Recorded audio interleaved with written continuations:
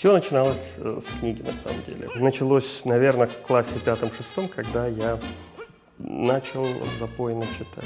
Наверное, часов по 5-6 в день я проводил с книгами. Я не просто начал читать, я начал писать какие-то подражательные вещи. То есть я читаю книгу, я влюбляюсь в нее, и мне хочется написать так же.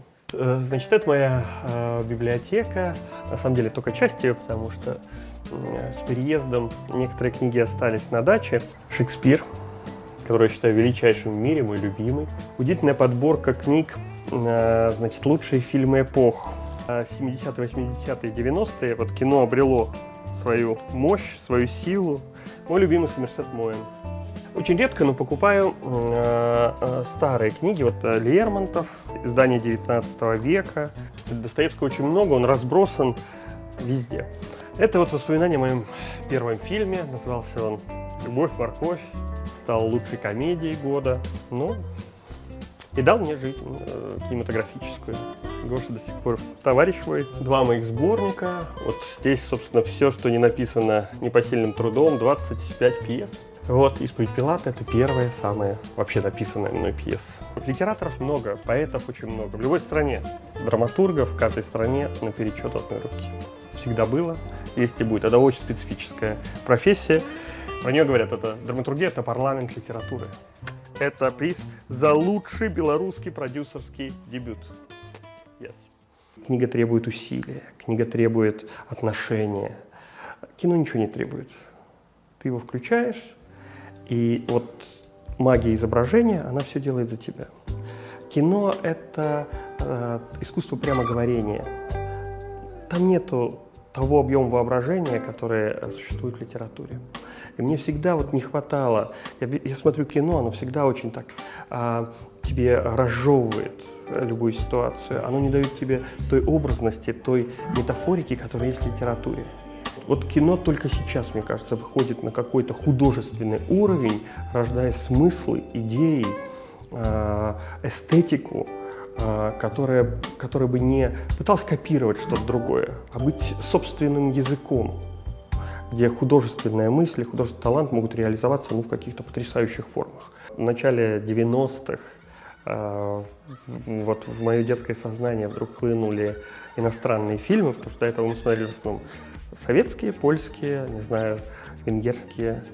А тут вдруг, не знаю, «Кинг-Конг», «Звездные войны», «Полет навигатора», какие-то такие полуэротические фильмы. Да, я помню, как мы тайно пробирались с мальчишками, значит, в кинотеатр «Ракету» смотреть «Любовника леди Чаттерлей», понимаете? Какие-то...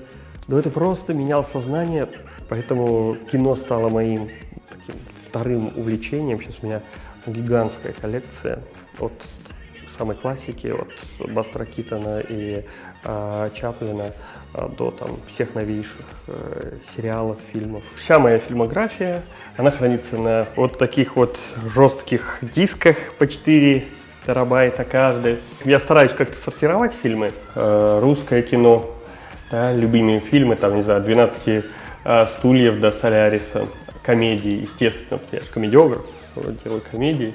Вот, поэтому надо смотреть. Фантастика, люблю. 3D-кино, кстати. Мультики, то, что мы с детьми смотрим. Нет у меня любимого жанра. Смотрю разное кино. И вообще призываю смотреть разное, потому что настроение ведь разное. Когда хреново, надо посмотреть комедию. А когда задумчиво как-то, надо взять и, там, не знаю, посмотреть «Амаркорд» Феллини. Это один из моих абсолютно любимейших фильмов.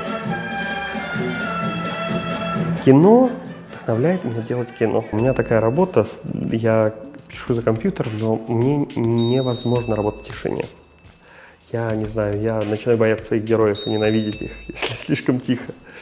Поэтому у меня всегда в параллели идет какой-то фильм, да, который я смотрю, и не то, что я что-то черпаю оттуда, а мне кажется, что вот в этой жизни, когда герои в столкновениях, что-то с ним происходит и так далее, и у тебя зарождается энергия что-то с твоими героями сделать. Такое интересное, необычное. Для меня кино — это призвание, да, то есть это то, что я делаю даже не потому, что знаю, как это делать, а потому что это я и есть вот в каком-то, ну, вот в настоящем своем виде. Да?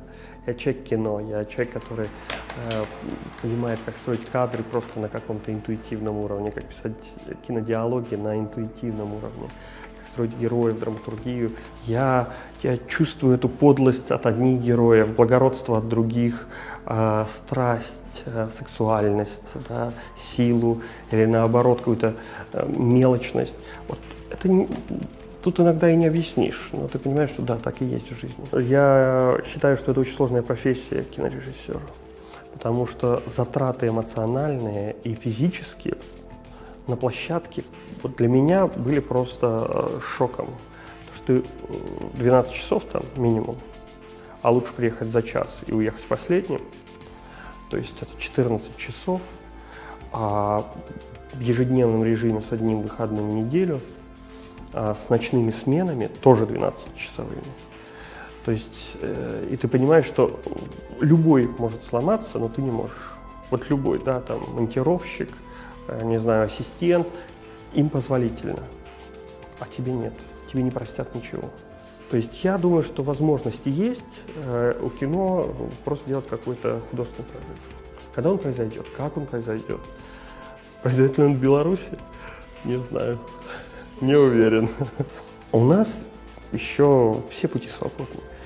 То есть мне кажется, что просто нужен человек, режиссер или несколько режиссеров, которые начнут снимать то, что им болит о современной Беларуси.